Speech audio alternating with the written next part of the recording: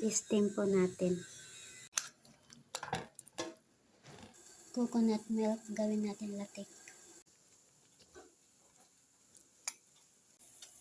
Evaporated milk, coconut milk, condensed milk. Pag mainit na, ilagay na natin yung ating mixture. Yung kalabasa at saka yung mais. 1½ cup na cornstarch. 500 ml na water.